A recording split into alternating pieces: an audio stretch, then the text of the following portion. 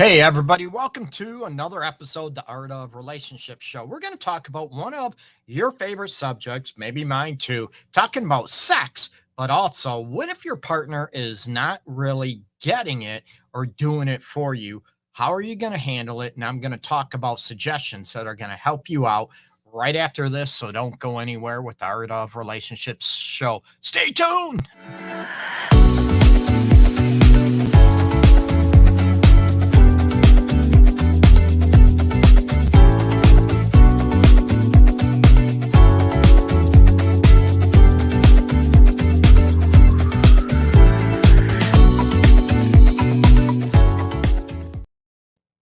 Hey, everybody, welcome back to the Art of Relationship Show. Going to be talking about a subject, if you will, that most people want to talk about sex, right? And especially in, let's face it, North America, whatever, it might be a little more taboo, which it should not be, right? We see billboards all over the place.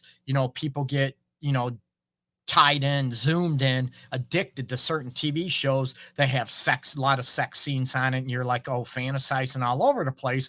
But when it comes to actual sex, you might be disappointed. And looking at, are your expectations too high? Or if something's not working for you and your partner is not hitting that specific spot that they're looking for, you know what? What are you doing about it? Do you kick that partner to the curb? Or how do you try to educate them into what you want? And we all know there's people left and right and all over the place, right? That will hit on, you know what? Every little thing they want change. Oh, you used to love this. Now the next day you hate it. Now you love this. Now you hate that. And it's like, what the heck is going on? We're not talking about those type of individuals that are hit or miss all over the place, right? It's about getting keyed into each other, getting keyed into your partner and what they enjoy sexually. And we all know it depends on mood specific. And I talked about, sexual compatibility before, but I want to take a different twist, if you will. And if your partner is not just working it for you, how do you handle it? And a lot of people are afraid. There are two things I find, right, with clients in my office when it comes to this situation is one thing, they're afraid to hurt their partner's feelings, so they won't say anything. Not a good idea. Second thing, they're completely rude. Oh my God, you don't know what the hell you're doing, as an example, right? So they're very demonstrative. They're very belittling, degrading. Oh man, we need to find somewhere in the middle or in the middle, right? I'm twisting like my camera's twisting, but it's not. So, how would you approach it, especially, if you're in a long-term relationship and maybe the sex was okay and you assumed it would get better over time, right? Research stated over and over and over again that, the best sex is in long-term relationships, right?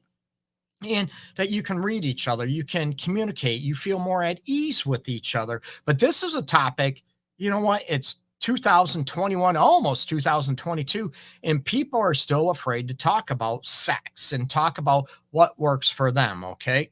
So a lot of people will go after, okay, well, I learned this maneuver, I learned this trick in porn. This is how I'm supposed to do it. So you're supposed to love it. And your partner's like, what the hell are you talking about? Right. We have to look at the realities of porn, right? Camera angles, make things look bigger, things look tighter, maybe more wet because of oils and all that, which is you can incorporate that in your sex repertoire as well. But you have to look at a lot of porn might be inaccurate, right? And I even tell people, right? Porn can be used as teaching aid. Absolutely. But you got to be realistic. Hey, maybe we could try this position.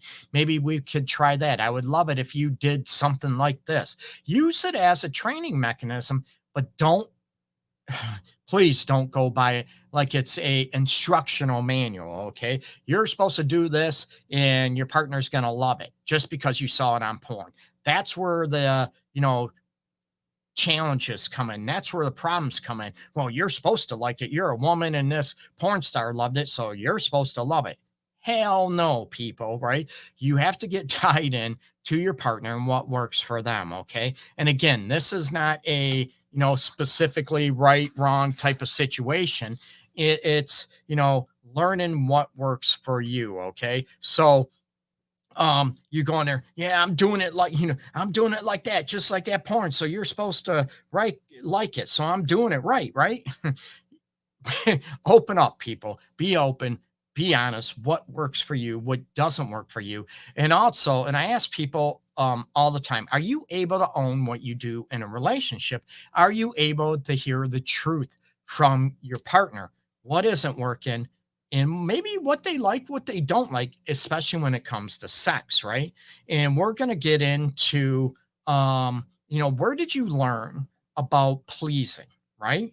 Where did you learn about pleasing your partner? Number one.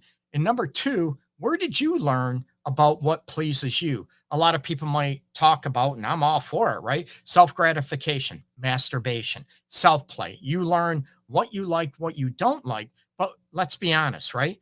Our touches, if you will, might be different than somebody else's, right? The way our hand, our finger feels is going to be different than somebody else's, right? And that's where the mystique and, oh my God, it feels so much better when somebody else does it, right? That we can teach and we can be incorporate that into our lovemaking, into our sex lives, and make it more pleasurable, right? So let me go back to, where did you learn how to please, right? Where did you learn how to please a partner? Let me ask you that. Were you told? Again, I'll throw up. Did you learn it from pornos? Did you learn it from your best friend? Did you learn it from an uncle, a cousin, whatever down the street? Oh, yeah, you like this. They like this. Men love this. Women like this. Everybody is different. And that's where I want you to get more specific what your partner enjoys, right? There might be some things that some people might enjoy a little bit. Some women might like their labias, their lips played with, sucked on, ooh, caressed with your tongue, your lips. Oh, baby. They might love that. And you know what? Some women might hate that. It might irritate them. So it's going after and communicating, oh, don't do that, but do this. And look at, are you, oh, fine, screw you. I can't ever please you. And people start, the tit for tat, and they start bashing the other person for trying to teach you what they like and enjoy. You should be honored that they're willing to teach you, okay? That you want to learn. And again, those that want to teach, be proud, be appreciative of those that we want to learn to be better lovers for you, okay?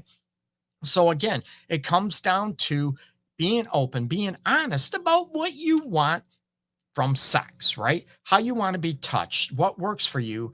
And everybody, there's people in the S&M, B and D. There's some people that are more conservative, right? More maybe soulful, that type of aspect, more loving, nurturing.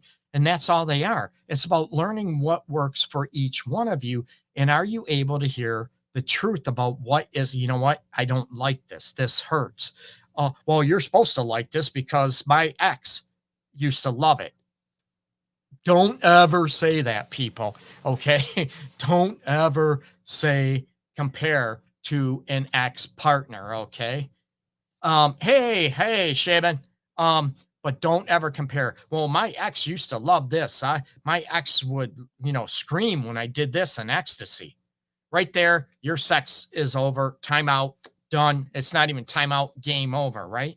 When you start comparing your partner, you can say, man, I love it when you touch me like this. I would love it when you touch me, lick me, suck me, kiss me, do me like this. I would love that. That's where I want you to go after it, not compare, well, my ex used to do this.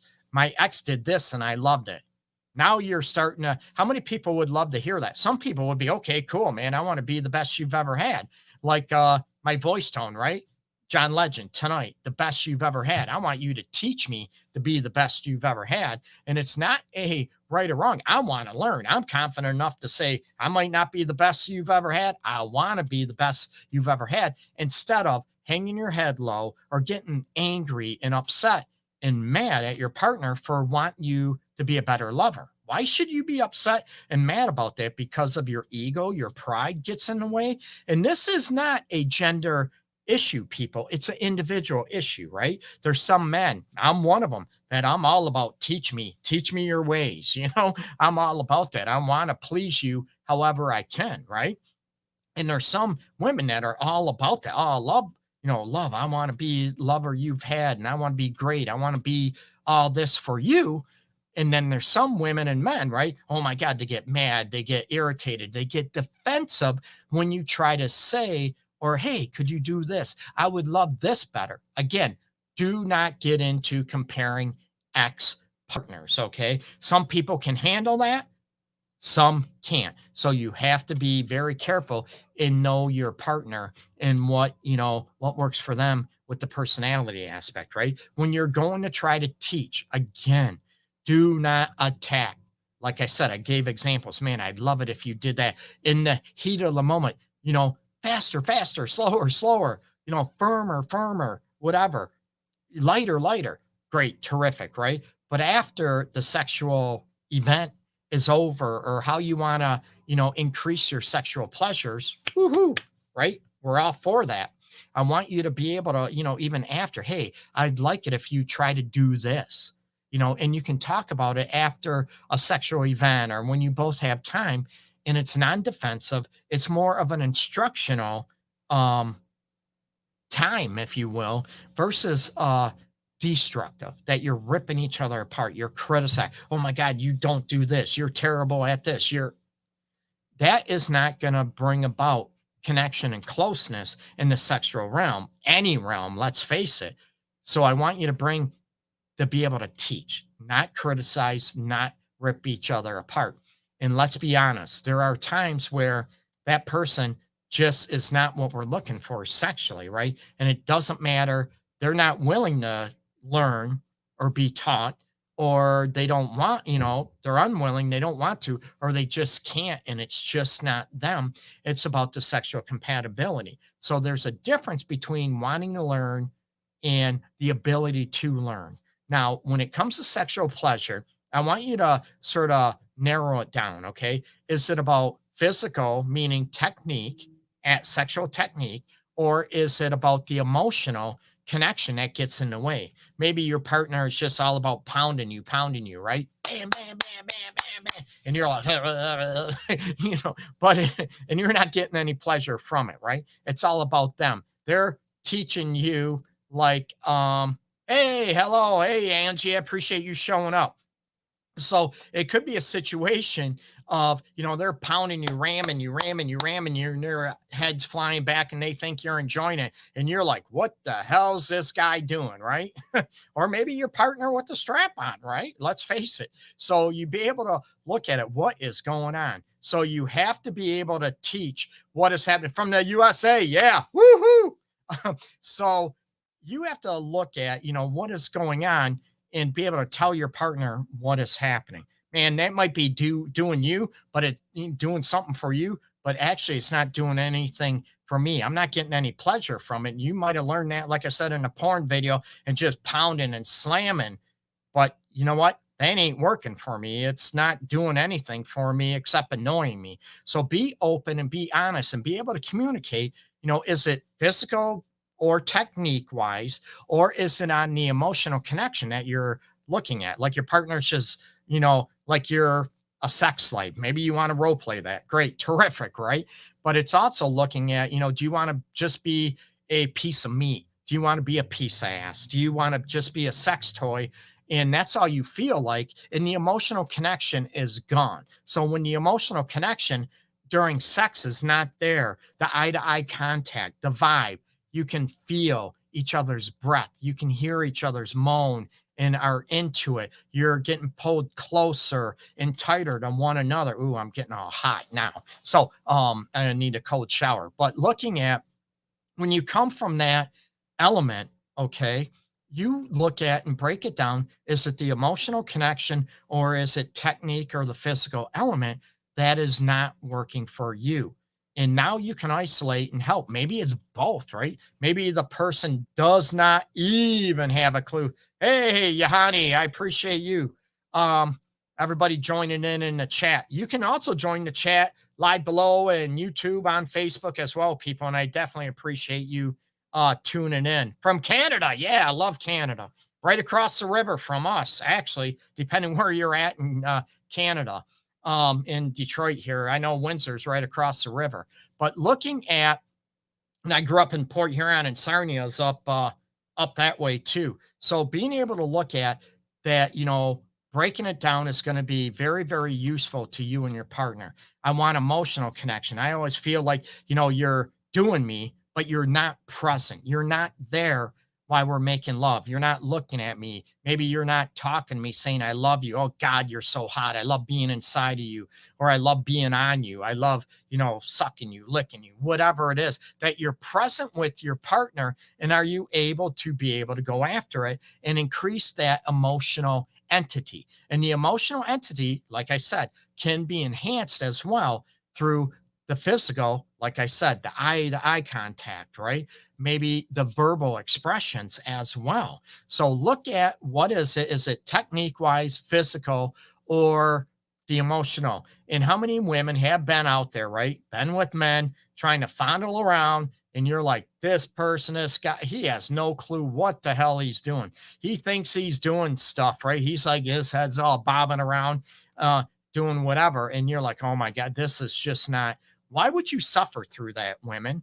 Why would you do that? Hey, whoa, whoa, stop for a minute. This is what I like. Can you teach them? Or are you going to maybe feel like you're going to waste your time? And like I said a few minutes ago, there are times where, you know what? I know in my gut, I don't want to teach. I tell people all the time, even when I taught college classes years ago, I do not want a virgin. No disrespect to virgin, just where I'm at in my life, are the foundations there? What you're looking for?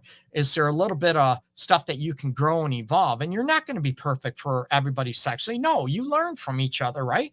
What you like, your moods, your energies, your vibe, how you move, how your body moans and groans and flows, right? You learn that. But are the foundations and a little bit there? I don't want to have to trial and error everything, right? At my age. You get me? So you look at what is important to you about sexual pleasure. Do you know what it is? Do you know what you like? Are you able to teach it and not ridicule and bash your partner for it? And let's face it, if your partner is unwilling to learn, gets defensive, I want you to be able to look at, is it my approach? Am I attacking them, or am I speaking? Hey, I would love it if you do this. You know what? I'd love us both to be pleased. That would be I'd love us to both be pleased sexually. And I want to make sure I'm pleasing you. This is what I need. And if your partner doesn't care about you being pleased sexually, I'm going to ask you, why are you with them, right? Unless you both don't care about being pleased sexually. That happens. Again, there's no judgment. It's, unless that doesn't matter to you, that's okay. But if it does matter to you or matters to your partner, my question is, why would you be with someone that doesn't really care about you being pleased sexually? Why would you do that to yourself? It's not easy, right? After you have, right, kids, money entangled, maybe you got a house together. People look at, oh, just leave. It's not that simple. But I want you, and I'm going to be honest, I want you to ask that question. Why are you staying there when someone doesn't care about your sexual pleasure? Or, let's face it, your emotional pleasure, which goes hand in hand on those aspects. Okay. Another aspect, about being emotionally there, I talked about being present emotionally, right? Another thing is about being able to read body language. Okay. I hit on this a couple minutes ago about moans and groans, about moving into something versus moving away from something. Ow, that hurts. Or, oh my God, grab it. And you're grabbing his ass, or, whatever. You're, oh my God, I just love this. Are you able to express that and read your partner's body language? What if your partner has a lack of body language? Does that mean that you are doing something wrong? You're doing something that's not pleasurable, or that your partner has a hard time expressing or communicating their pleasure? So we have to be able to look at, what is going on. Is it within us? I'm all about that. Am I doing something that's not pleasurable or pleasing? Or is it my partner that is reluctant or unable to communicate, or is shy, or doesn't want to hurt my feelings?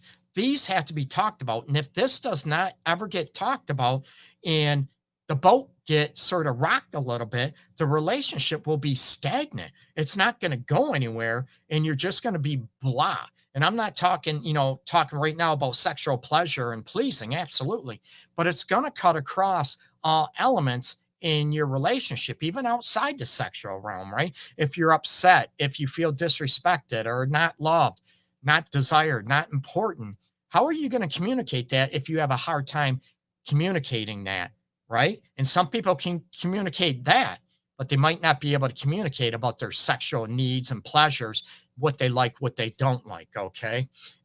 So we need to be able to, grow up a little bit, try to work on our shyness and our sexual maturity, I call it, to be able to talk about this stuff and talk about anything about being pleasing. Okay. So, what areas, again, are troublesome?